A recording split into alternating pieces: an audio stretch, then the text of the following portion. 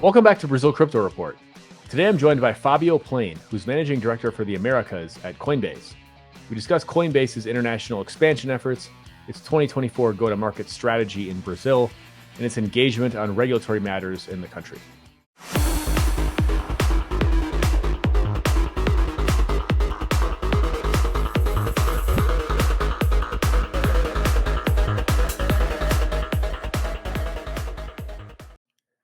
All right, so we are here with Fabio Plein, who's the Managing Director for the Americas at Coinbase. Fabio, it's really great to see you again and great to have you on the show.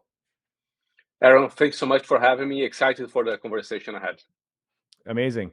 Yeah, I'm really excited for this conversation about Coinbase's expansion and go-to-market efforts in Brazil. Obviously, you're kind of one of the giants of the industry, and just Coinbase making an investment into Brazil I think is a really positive sign for the industry here. So to get started, would love for you to just give us a quick introduction to yourself and your professional background and kind of how you found yourself in this current role at Coinbase. Oh, awesome. So I have some sort of a longer experience working with global tech companies here in Brazil. I was part of the team that launched and expanded Uber in Brazil, and I was there for 5 years, which was like a great experience, and also something that was sort of meaningful as well to see the impact that technology can have in Brazil, and that was something a source of inspiration to me. After that, I joined the fintech world. I was part of the team in PicPay, building a new business unit there for some time. But again, getting this a little bit more understanding of the financial world, I got much more excited also about the potential of crypto in terms of really impacting and bringing innovation to the financial system, and also to impacting positive people's life.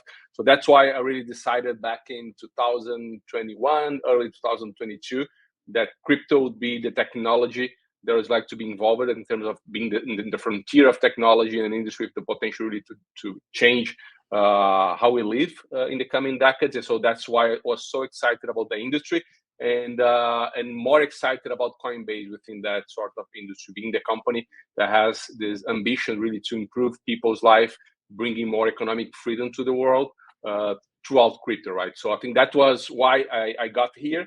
And currently my role is pretty much, as you said, right, to be responsible for what we call the Americas region.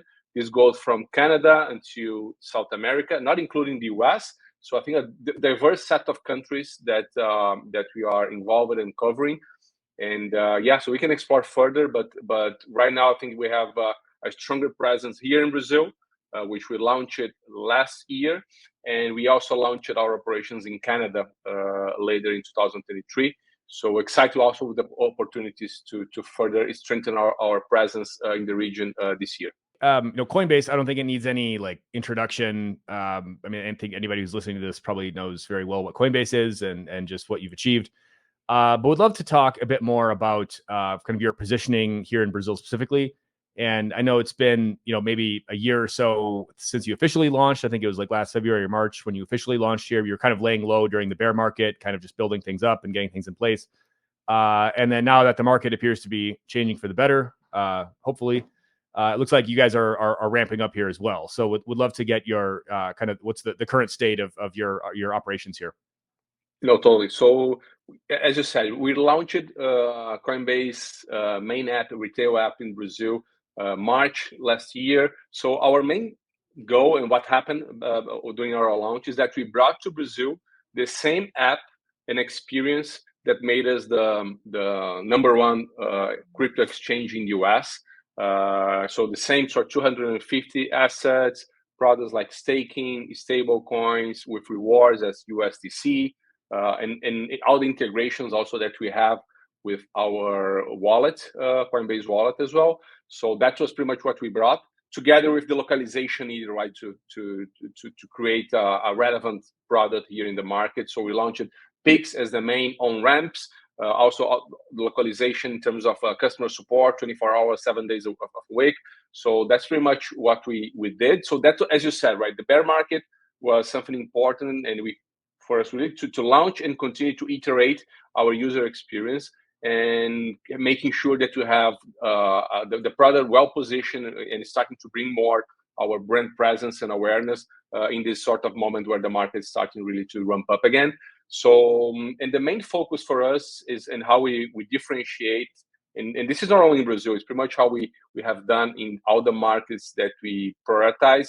It's pretty much sure that we have a product experience that is ensured the highest level of trust and security within our app, and also to be the easiest app to use on here. So this is pretty much how we have been differentiating and building the business in Brazil, and excited really to continue to build from that throughout this year. Great. No, that's super helpful. And would love to talk a bit more about. I think we can dive into some of the specifics of that whole strategy there. But would love to kind of talk a bit about your kind of the global like Coinbase go broad, go deep expansion, international expansion campaign, right? Where I think it came out maybe July, August or so of last year. Was basically this kind of plan that, hey, these are the markets we're going to try to target. We're going to really prioritize. I kind of chuckled when I first looked at the map because it was basically like every country except the US. It's like, okay, I think they maybe tried to send a message here. But maybe talk a bit about that, and then talk a bit about how Brazil and LATAM kind of fit into that whole campaign. Yeah, amazing. Yeah, so as you said, right, we grew and built a very strong business in the US, where we became the number one crypto exchange with this strong reputation of being the most trusted player in the industry, and in this sort of product interface that I mentioned. But definitely from now on, the company made this intentional effort really to strengthen our presence internationally. So as part of that, we defined this go deep and go broad strategy. Go deep meaning those markets that we consider priority markets, where we see the largest opportunity for crypto to be adopted as well, where we have a closer engagement with regulators and a higher level of product customization for local needs. So that's where Brazil fits in as a go deep market, one of the 10 more or less go deep markets that we have. On the other hand, we have the go broad strategy. Those are markets that are also important for the company, but let's call them a little bit more long tail markets, where we create products that serve a different group of markets, and continue to grow from there, because we'll continue to see how important it is really to have a strong presence and improve the product experience in markets in emerging countries as well. So this is a little bit the broader strategy that we have. Brazil and in particular fits in this go deep part of the strategy, given because of we right now have as Coinbase, right, we have around 100 million users, and this mission to increase economic freedom to more than 1 billion people globally. So that's a lot. And to deliver on that mission, we need to have a strong presence in markets like Brazil, right? A market where it has more than 200 million people, a young population, average age around 32 years old, if I'm not mistaken, a population that is used to embrace new technology, even more in financial service. Brazil as well, is, as you know, is constantly ranked among the top countries in crypto adoption, and we feel and we see that happening here in the market in a daily basis almost. And also, as you touched in your intro there as well, the regulatory environment tends to be positive and helping to embrace crypto as well. So in general, I think there's definitely a different set of variables that make this a critical market for our long-term mission of achieving 1 billion crypto users in the world. So that's how Brazil fits in. And again, how we are tackling and this amazing opportunity is pretty much to bringing the same experience that made us the number one player in the US, in the UK, with this sort of a strong pillar of being the most trustworthy player and the easiest to use player in the industry as well. So from now on, I think that's where we're going to be focusing. Expanding a bit to beyond Brazil, we are also in this year also exploring other opportunities in the region. Nothing concrete to share, but definitely I think that more on this go broad approach, there's areas of opportunity within Latin America that we are curious to investigate further areas and markets where we can also see that we expand crypto utility as well beyond trading. So that's some of the hypotheses that we are excited to learn further in the coming year, let's say. No, that's great. That's super interesting, and it's super. It's yeah. It fits nicely into your mission, right? Of like we're trying to reach 1 billion people with this new technology. Brazil's obviously this massive market that's like highly early adopters, I guess, with these new technologies, you could say. So definitely fits well within that vision, that mission statement. So let's talk a bit more about your current kind of go-to-market strategy. You guys have like we said, you were kind of laying a bit low last year. Now really starting to ramp up. Now I've seen you kind of on the media circuit quite a bit here these last couple of weeks with some of the local trade press and trying to just build more awareness about what Coinbase is doing here. And would love to just talk a bit more about what does your go-to-market strategy look like, and then what does your business line mix look like? Obviously, Coinbase is known primarily as a retail focused exchange, but also has a massive institutional side business. And most of these Bitcoin ETFs in the US are now custodying with Coinbase. Do you see kind of a similar mix here in Brazil, or is it kind of tilting more toward one side or the other? Or maybe just give some color on those points. Awesome. So we have what we call like three major product lines. One being retail, pretty much allowing the end customer and user really to open an account with us and trading and having access to all the different solutions that we offer in our main app. The other pillar is on institution. So this is another pillar where we mostly have relationship and offer crypto as a platform for larger banks, fintechs, investment funds as well, really to making sure that they have the rails to offer to trade or even to offer crypto as a service for their user base. A good example out of that was pretty much the ETFs that were recently approved in the US, and Coinbase was selected as the custody provider for 8 out of the 11 ETFs approved. So that was one example of products of our institutional team. And the other one is the third one is the developer sort of solutions that we have, and Base being sort of the most sort of relevant product, maybe that illustrates the scope that we have with this pillar. So here in Brazil, we definitely are focusing a lot on the retail angle.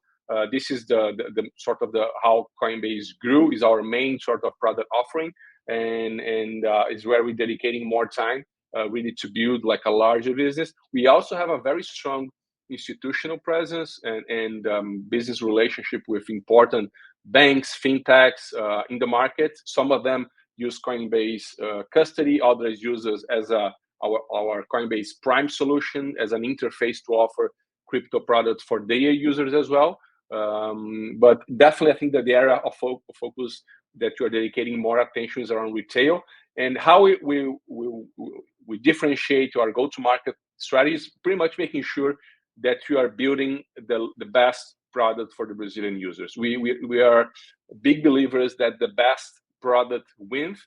So definitely we have initiatives, right, to promote a little bit more awareness, engagement, but our main focus is making sure that our product is good enough and exciting enough for the users, making sure that they are referring Coinbase for their friends as well. So that's a little bit how we see that we should be driving growth throughout the coming year, and hopefully in the next bull run cycles as well. So making sure that we have the best product and that gain natural momentum. Something that we notice in crypto as well, that whenever we see like the market picking up again, as we saw in 2020, 2021, this organic attraction to the industry happens, and having the best product things is the best way really for us to drive growth and become the preferred platform of choice for Brazilians. Got it. And this was something I was thinking about a bit as I was preparing for this interview. And like Coinbase obviously has a very strong brand reputation globally, right? I think everybody in the industry and like in the US and in Europe But when I'm looking at Brazil, I'm like, I don't really know if it necessarily has the same kind of pull amongst the Brazilian population at the moment. I think, well, and part of that's just because you guys are a bit newer here and you haven't really been doing a whole lot. Right? And if you've been to a football game here in the last 2 years, you've seen Mercado Bitcoin and Binance and Bitso and like all these guys are sponsoring football clubs and the names are on the jerseys and everything like that. So it might just be, just the marketing push just hasn't been there. But the same, so I think like on one hand, you're maybe kind of like behind some of your competitors in that sense, but on the other hand, Brazilians tend to, just generally view like American things as, like who's superior or like this is like better quality or whatever, or they tend to prefer these American brands, right? So I thought it was kind of interesting, like paradox here, where it's like, okay, we may not know what this is, but it's this, really like high level American product that. So anyway, so just wondering if you've kind of wrestled with that, maybe that, or if you even agree with my assessment here, and if so or if not, like why or why not, or what your reaction might be to that. No, I think your assessment is correct. Also, in a way that we are new to market, right? So we just launched Coinbase less than a year ago. So we are now in March. We're going to be celebrating our first anniversary here, being present in the market. Some of those other players also have invested in those longer term contracts even before in different market conditions, right? So, but I think this is definitely something, an area of opportunity for us to keep building our business in here. Not saying that we're going to be doing the same strategy. I think as a company, we are very disciplined in terms of how we invest in marketing initiatives, let's say. So that definitely we're very conscious about also the return that those investments have to build the business. But in a way, I think that's an area that are going to be continue to define new approaches, making sure that we are getting closer to the users that we are targeting more. So something that we learn about it is that among the crypto community, those that are more involved with crypto, that normally they're also, let's say, they're more used to trade. This is a user profile that is pretty much absorbing content from Brazil, but also from international sources, right? And because of that, our brand awareness and preference tends to be way stronger with that sort of profile. So that's definitely something that is an advantage that we have. But with the mainstream population, definitely with time and with the work that we're doing, we're going to be focusing more and more to build brand awareness, presence, and become the platform of choice for the mainstream Brazilians as well. Got it. And then my thesis kind of going into this year is that there seems to be a very interesting opportunity to kind of recapture the retail clientele base in Brazil this year, because I think a couple of years ago you had a lot of exchanges and service providers piling in, really trying to capture the retail base, and then we had a pretty brutal 2-year downturn there, and a lot of these guys had to kind of downsize and shift to more like B2B operations and things like that. We're focusing more on institutional. And now it seems like there's an opportunity to recapture some of the retail audience again. So you have, folks like your new bank, and I just did an interview with Itaú. They've gotten a lot of this stuff is very, we'll put it like very top of the funnel, right? Like these are the, just click your button, buy your Bitcoin, and just hold it kind of thing. Like these guys aren't going to be probably trading or doing anything that's advanced in any way. It's just buy Bitcoin and keep it safe, basically. So how do you see that?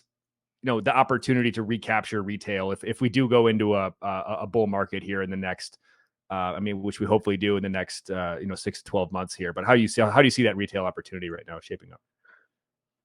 I definitely see that the traditional banks and fintechs offering crypto, that's a positive sign for the industry. I think one analogy we can put is the impact that we expect that the ETFs will have in the US, also increasing awareness and adoption of crypto for the industry. Obviously not in the same scale, but I think that the positive sign that I see as local banks offering crypto is that it definitely increase the level of awareness, curiosity about the industry, right? So I think that's a great way for people to start understanding more about what is Bitcoin, what's crypto, what is Ethereum. And maybe what we believe is that the natural next step for those users that are more interested, obviously that's not the case for every user, but at least those that are more curious about crypto and tech savvy. Okay, what else can I do about that technology? And then I think where our core strengths play in, having a broader portfolio of assets, better products such as staking, stable coins, also an ability for users to learn within our main app. We have products such as our learning rewards, which is something that really reward users for learning more about crypto. So that's a little bit more when we see that you have the potential really to become like the crypto partner of those users that are more interested in advancing further into that journey. So I see that's that angle of with the local banks and the native crypto players as ourselves. That they complement each other, and definitely that plays like a favorable force for the industry in Brazil. And as you said, right, for the retail angle, I'm excited about the year ahead for Brazil, for the market in general. Not only this year, maybe hopefully also this will even strengthen in 2025. But whenever we starting to see the market returning to more like a constant growth rate, I think that creates natural interest of users to join the industry as you saw in the past. So that's where we are. We believe that we are well positioned, willing to help more users to start in their crypto journey in this new moment of the market.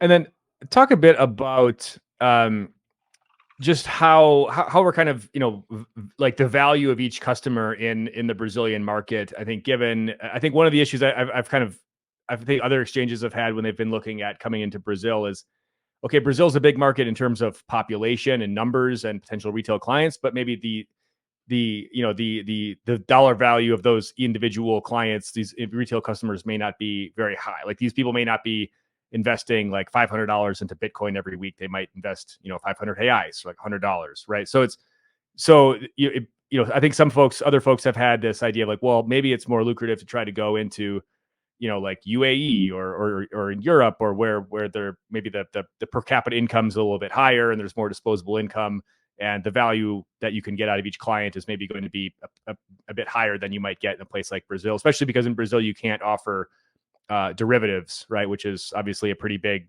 part of a lot of exchanges' business models, right? So, I mean, maybe, so I guess kind of tying this back, maybe even your initial point about how the mission of Coinbase is to reach like the 1 billion users, right? But if the mission is financial inclusion, if we want to call it that, that's kind of, the reason these people aren't included in the financial system is generally because they don't have enough resources to money to like get a bank account. So like, how do you kind of balance those two objectives of like running like a profitable operation with reaching these people that need to be reached with this technology? I think that's a great question, and as you said, it's something that we need to be constantly balanced. I think some companies will only focus, let's say, on those revenue generating markets. In our case, given our mission, we need obviously to serve well those markets and that sort of profile of users that are important for the industry. But also we need to keep evolving solutions that will help us really to impact the life of millions and at the end more than 1 billion people. For that, we need to be also having intentional initiatives in markets that can drive this monthly trading or transacting users. That tends to be lower value but high impact in those users' lives. So that's a little bit how we work on that. Our go deep and go broad strategy, in a way, tackle that, right? So go deep markets tend really to be, most of them, markets that are more high revenue and high ARPU, let's say, markets. And go broad, okay, how we can serve millions of users, lower touch, but impacting positive people's life and increasing crypto utility. I think crypto utility is a big theme also on how we're going to be also developing the next stage of the industry, and an area that we consider very important as well. So that not much to share, but that's a big theme for us moving into this year. How we should be advancing further trading. We all have different set of products, right? So we trying to frame our strategy to be like a three-pronged strategy. First one, we started with trading. Second one, how we can start offering superior financial service powered by crypto, like staking, borrowing solutions, and others alternatives out there as well. And the third one is pretty much how we create this infrastructure that allowed millions of people to connect with the Web3 world, right? So I think that's the direction that we're heading, and the stages that we'd like to build. And together with that, I think increasing utility for crypto, maybe through payments or maybe to other sort of solutions, is something that is very important to us. And in how we're trying to balance, right, this sort of two areas of trade-offs that you all pointed. Great. I would like to touch a bit on how you've been approaching the kind of the regulatory environment here in Brazil. Obviously, Coinbase has I think it's one of the kind of the signature. What's the right word here? Signature sort of approaches of Coinbase is to be very regulatory, kind of engaged on these fronts, right? Whether it's in the U.S., which maybe results are maybe a little mixed on that front, but like at least they're been making a good faith effort, right? And maybe it hasn't been reciprocated, but it's a different approach to the approach that other exchanges globally have been taking when they go into new markets and things like that. So wanted to get your just a download from you on what your like communication, what your approach has been in the regulatory setting here in Brazil. I saw you submitted some comments in the recent public consultation from the central bank, and you weighed in on kind of the asset segregation question, which is sort of this burning question at the moment. And you've also been talking to the folks at the central bank, and so you've had some meetings with Campus Neto over the last couple of years as well. So just maybe give us a download on your approach to the regulatory environment here in Brazil.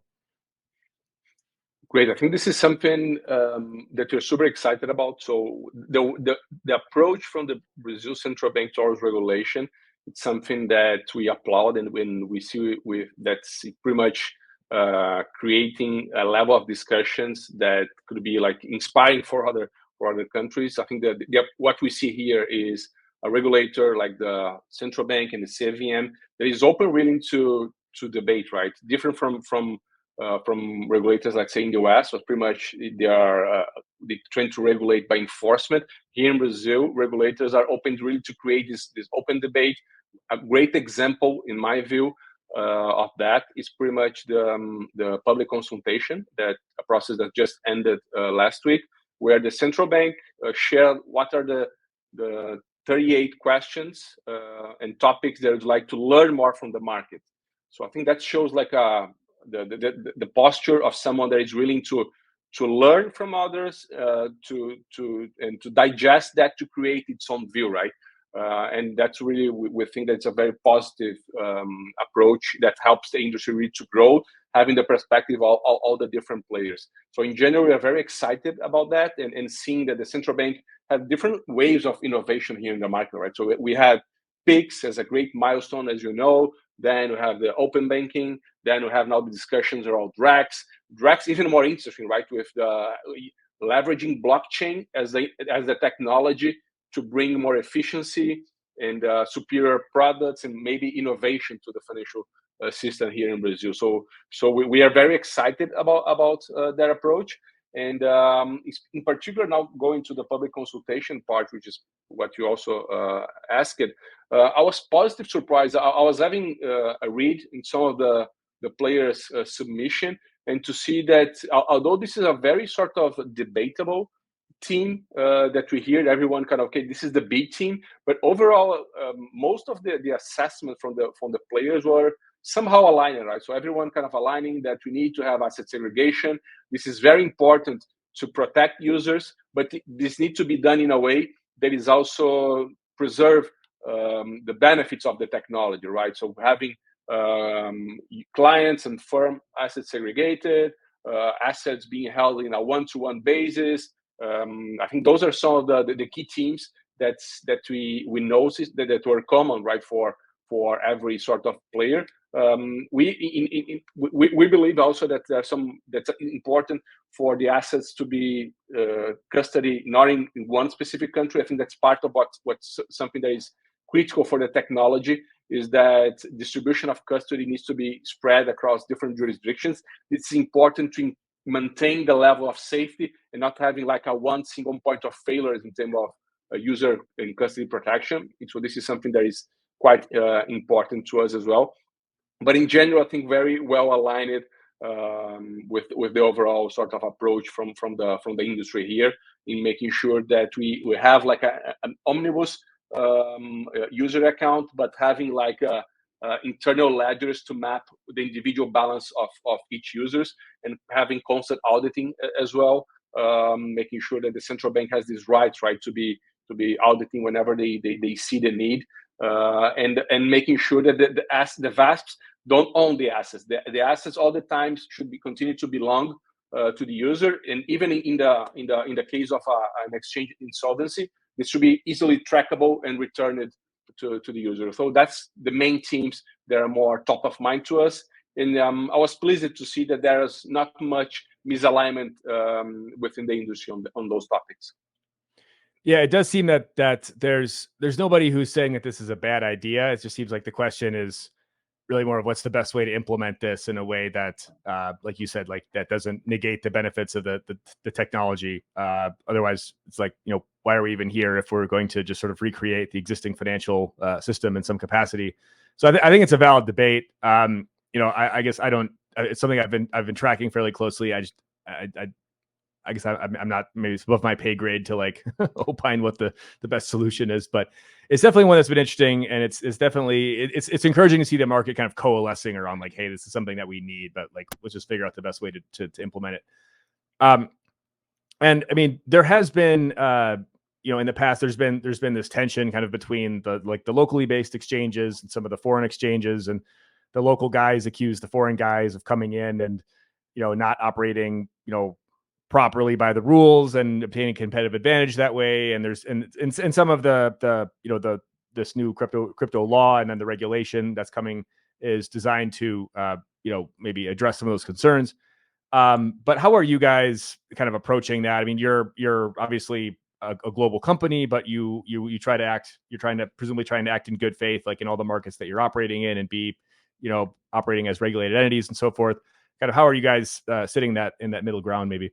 I think, and just something that is important to call out is that Coinbase we already have the subsidiary, which is Coinbase Brazil, right? So okay, our customers are paper and connected to Coinbase Brazil, and we already, and also we already have the submit monthly the IN 1888 reporting. So that's to because global exchange can have different sort of also approach, right? So our approach is to have like a local company here. We have our employee base here in Brazil. We have more or less around 35 employees at this point here in Brazil, and also complying with all the necessary current requirements, right, for a Brazil player really to be operating here. Obviously, that sort of those requirements will evolve under this new regulation, and we are here really to adapt to the authorization model that the central bank really decides that the industry should be looking for. So yeah, so that's a little bit how we are seeing that, and mostly we see the benefit, right? So we have this benefit of being like this a company that we are developing this strong root here in Brazil, getting closer to the base of the regulations as regulators as we have, having a team in Brazil dedicated really to get closer to the needs of the Brazilian users. We even, something that is different even from the previous companies, global tech companies that I was part, we have a product and engineering team based in Brazil and developing sort of product improvements to tackle the needs of the Brazilian user. This is something different, right? So most global companies, they'll have, okay, like a global product and tech team developing solutions to serve markets, let's say in a standard way. Our level of commitment is one step further, right? To make sure that you have a global product, but also have one layer of local customization with technology for the user. So that's, we believe that the level of commitment that we're putting here in the market. And but that's a little bit how we are operating on. So the two benefits is that local presence and this sort of global product and standards that we raise, and ability really to learn, right? So what is working in US or in UK or in other markets, and how we can bring that sort of products really to improve the experience of users here in Brazil. So I feel that's a very sort of compelling mix of capabilities that will allow us really to serve the Brazilian users the best way. And then, so operationally, then, if you're a local Brazilian, you have a subsidiary company operating in Brazil, but the user of the platform, are they? I mean, do they still have access to the full kind of global like order book and liquidity and like the full suite of products and tools that, like, say, somebody in the U.S. might have, or somebody in a user in Europe might have, or is there? Because I know this kind of ties maybe a bit into the asset segregation question, where, like, do we have to basically segregate out order books by country if we're really truly kind of segregating everything? But is it the case that if I'm running Coinbase, the product in Brazil, I still have basically access to the full kind of liquidity and like the whole, the massive engine that's like running behind the scenes of behind the Coinbase stack?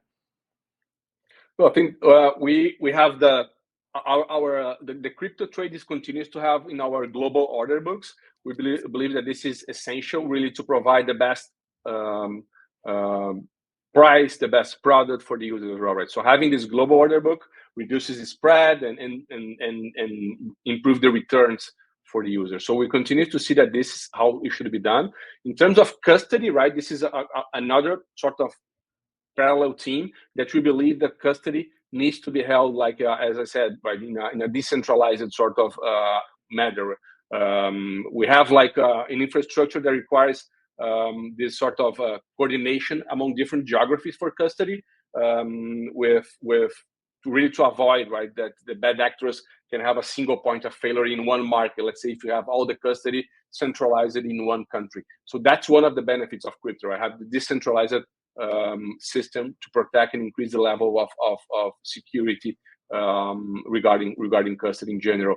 And on top of that, also, as you know, we have this how normally we exchange do custody is around having like a big part of the custody in cold wallets, and some part of the custody in hot wallets, really to making sure that the transaction runs more efficiently and seamless as well. And also that part is mostly on this cold part needs to be also decentralized but easily trackable in a way that the Central Bank of Brazil can come to us and identify easily that we have like our internal ledger to track what are the funds of the Brazilian users. And this to be, I mean, that's an important piece of the regulation that I'm sure that the central bank will detail further. So, not to get too into the weeds here, but just a little question on the custody front, and on the if we're talking about like have custodying assets in a decentralized manner, like what is across geographies, like what is in practice does that look like? Is that like, okay, maybe we're hosting some assets and we're custodying some assets in Brazil and some in San Francisco and some wherever else, or is it more of we have like a multi-sig cold storage facility, and like the keys are decentralized across different locations, or like how does that if we're talking about like decentralizing custody across geographies, like what does that look like in practice? Yeah, I think that's correct. I think in general, what you have is going to be like different sites throughout the world where this cold storage will be happening with the specific systems really to protect the level of security. I don't want to maybe I don't want to get too much into the details there, also because this can become like super technical. But this is how most of the global exchange would work, and how we believe that that's the right approach. Again, the geographic separation of human capital and security infrastructure, in our understanding, eliminates the ability really to compromise the safeguarding of assets through a single point of failures, and minimize really the potential damage of an isolated security branch in a single country, let's say. So that's a little bit how we envision that, and this is something that is very important for the overall security of the system. Great. Thank you for that. And just touching on the local team that you've built up, you sort of front ran this question earlier, but would love to just know, like, what does the team look like that you've built up? Like who, what type of roles do you have filled here? What are your needs at the moment? If there's talent listening to this that's interested in helping out somehow, if you guys have roles that are needs to be filled. But what's kind of the status of your team at the moment? Amazing. So we have mostly have a strong team of, as I said, engineers. It's a big part. Product folks. We have a marketing team. A set of people that is more working on the, let's say, on the regulatory environment, such as compliance, legal. That's something that is important, even more in this stage that we are, and will continue to become more and more important with the new regulation. And also some more, let's say, operational team members to be helping drive initiatives in terms of improve customer support, improve and lead strategic projects. We have at the moment we have opportunities open. So excited really for folks listening really to apply. We have roles in data science, which is something that an area that we're looking to strengthen the team. And also we have like a market expansion role that is open right now, and we're starting to look for some individuals to keep strengthening our team. And I'm sure with the growth of the business and even more of the clarity that we will have under the new regulatory regime, we expect that the team is going to be continuing to grow further throughout this year and next year as well. Great. And then, kind of looking forward, like 6-12 months or so, how are you kind of measuring your success in the rollout of Coinbase in Brazil? Like how, if we can have this conversation again in 12 months, like what would you want to see to be like, wow, like we really crushed it in 2024? I mean, obviously a lot of this is dependent on the market and prices and whatnot, right? But just in terms of, what are your kind of like how are you measuring your success over the next 12 months here?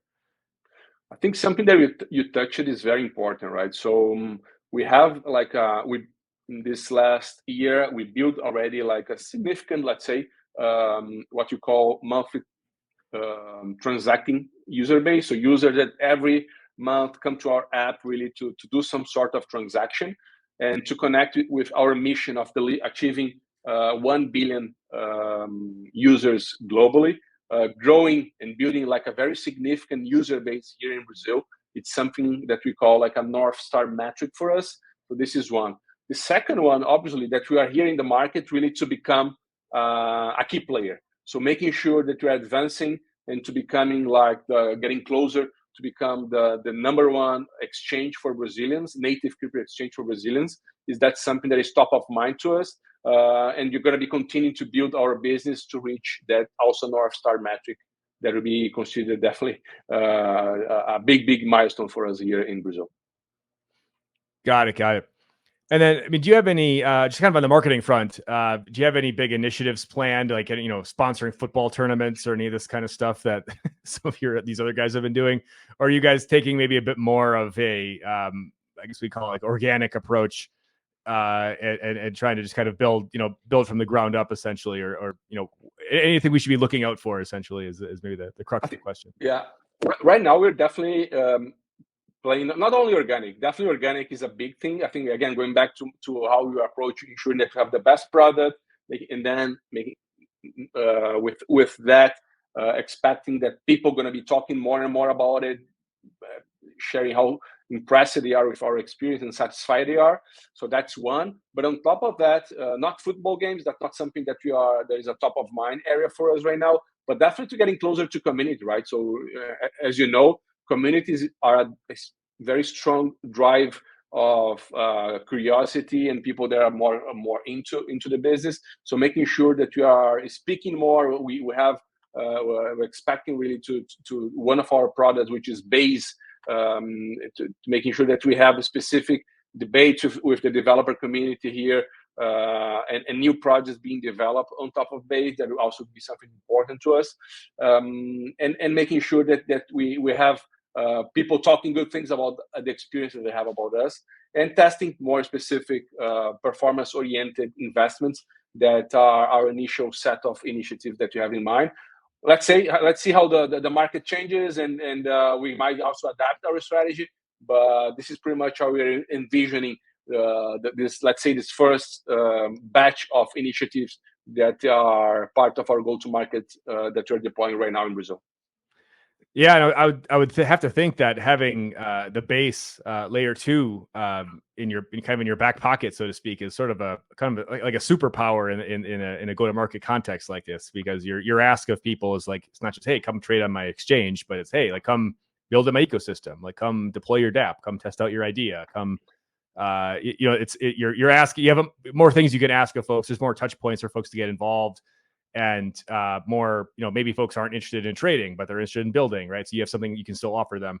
So that's super interesting, and probably a whole other conversation in reality, which we won't go into that too much more. But would love to maybe wrap this conversation up with some thoughts on you've also been kind of overseeing the operation in Canada, and you guys launched there maybe 6 months ago, kind of officially launched in Canada. And just, I guess I'm not really sure how many similarities there are between Canada and Brazil, but would love to just get your thoughts on, like, lessons learned, or like what's any kind of lessons you've been able to learn there that you can implement here. But would love your thoughts on that. I think definitely it's something that is important. Canada has been doing great. There's one of the benefits that we have in that market, also in terms of brand awareness, right? It's a market that is so close to the US that the general familiarity with the Coinbase brand is something that we're starting already in a great position there.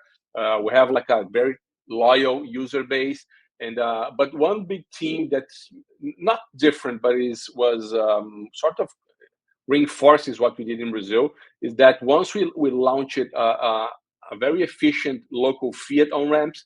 In that case was the Interact payment method there, which is not similar to Pix, but is also some kind of an instantaneous payment method. We started to see the market trending to the right direction and growing very consistently as well. So we're very happy with that. It's also a market with a very strong developer community, which is something that we're seeing. We are participating there in events, getting closer to the community. Base is also getting more and more traction there. So that's one area of that we already tested in Canada, participating in some events and also having our base team really getting closer to the developer community. And we see that also being like an important and beneficial force for the business. So that's one area. And on the other hand, also we're seeing that Brazil, the advances that we're having in the in-store front also have been beneficial and for learnings that we have in Canada. So the good thing about having those different markets with the same team is that we have this ability, right, to exchange knowledge and see what's working on the market and replicate to the other and have some sort of a positive cross-pollination here, which has been beneficial for the region in general. So there's another question I'd like to ask, just given your background with bringing Uber to Brazil and then now with Coinbase. And obviously Uber has been like pretty successful here. I think Sao Paulo has more Uber drivers than any other city in the world, from what I understand. And it's really been a pretty transformational product here in Brazil. And we've seen, to a large extent, like crypto companies trying to replicate Uber's go-to-market strategy in a lot of different ways in new markets. Kind of this, maybe kind of like, shoot first, ask questions later, or maybe we're gonna, we'll ask for forgiveness instead of permission, I guess, if you want to maybe use that kind of approach, I suppose. And feel free to disagree with me if if that's not accurate, but you do see crypto companies employing a lot of people like who used to work at Uber or Airbnb, like people such as yourself, to help them go to market in some of these different countries. And on one hand, I see the obvious similarities and the overlap, right? Like these are fundamentally disruptive technologies and new products. But on the other hand, these are like fundamentally different industries with fundamentally different, how do I say it? Just like kind of regulatory structures, but then also even consumer habits and these types of things. So with Uber, I feel like before Uber came along, like everybody kind of hated the taxi industry, anyways. People like really wanted an improved product, right? And there wasn't a whole lot of sympathy toward taxi cab unions or the incumbents who might be opposed to Uber coming into a market. Where with crypto, you have you're like you have kind of the entire financial system that is basically the incumbent that you have to, wrestle with essentially. So anyway, I would love your reaction to that, and would just love to, for you to reflect a bit on your experience. Now you've been with Coinbase for 2 years, and you've kind of been through the whole cycle here. But would love to get your thoughts on like that. Does that analogy like hold up? Is Uber is Uber just kind of like the prelude to crypto as far as like disruptive technologies go in this sense? I think it's very interesting questions, and I definitely see some similarities, right? So at Uber, I was there during the early days when we launched it here in Brazil, and I saw closely the technology changing rapidly, how people live in cities here in Brazil, and also how technology can be a force contributing to create new earning opportunities, right? In terms of we used to have like thousands of drivers in Brazil and millions globally as well. In crypto, we also, as you pointed, right? So we have a technology that has this potential to really to update the financial system, to improve user experience in general, and as important, really, to increase more and economic freedom in many countries. In some cases, countries that don't have like good access to financial service and to superior sort of products that can provide financial inclusion. So I see some similarities in the role that technology can have in having tangible improvements to people's life.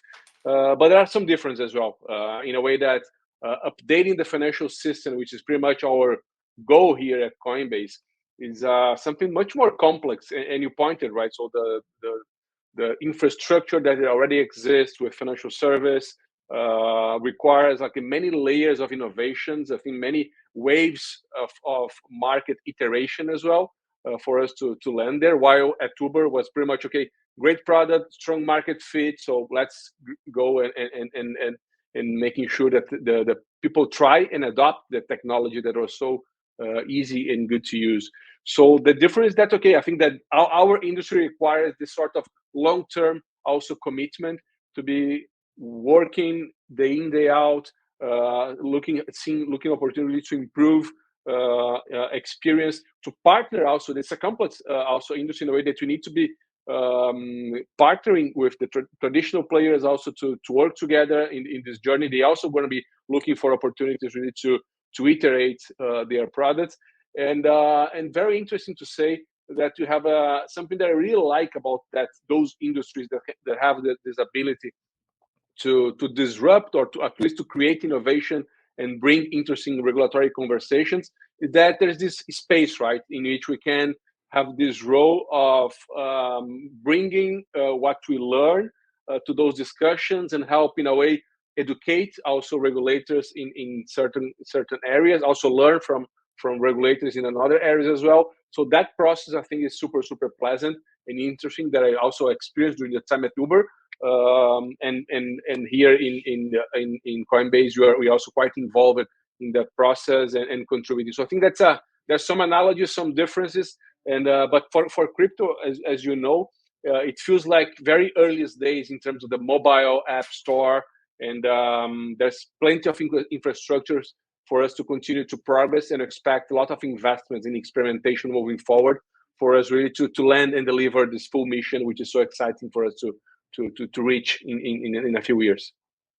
Yeah, and what I like about the overlap and the analogy is that like what Uber and companies like Airbnb did, like these are just products that just fundamentally like revolutionize the way that we think about transportation, or that the way we think about hospitality. Where for, as long as I've ever been around, and probably well before me, like taxis were just, it was just, there's no innovation in like the taxi industry. Like I remember, living in Washington, DC in 2013, and like the taxi drivers didn't even take credit cards. It's like I had to, I think you had to, if you didn't have cash, like you couldn't take a taxi, right? It was just, there's just no innovation, right?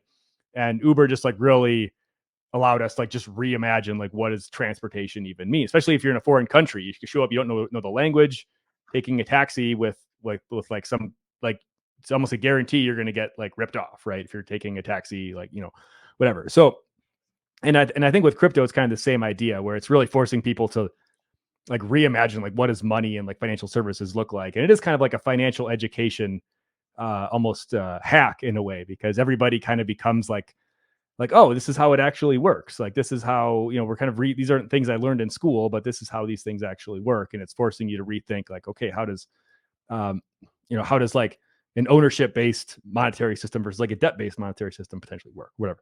So anyway, I really like that. I think the similarities there are really interesting, and it's quite interesting to hear kind of your perspective on having been on both sides of the fence now. So thank you for that.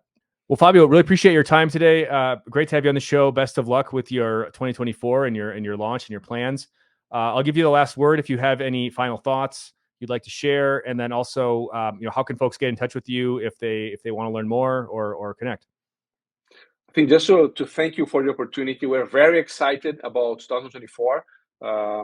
As you are speaking at a certain moment, I think we're definitely in a way better shape from where we started in 2023. For Coinbase here in Brazil, we had a product that is working great. We have more and more traction of users testing and sticking to us. And we see in overall the market situation to be hopefully to be continue to progress in the right direction for more and more people really to start their journey or to choose Coinbase as their main partner in this journey. So so please reach out to me via LinkedIn, and I think that's where I mostly engage. And excited really to continue to have future conversation with you, Aaron, and your audience there. Amazing. Thanks again, Fabio, and thanks everyone for listening, and we will see you all next time.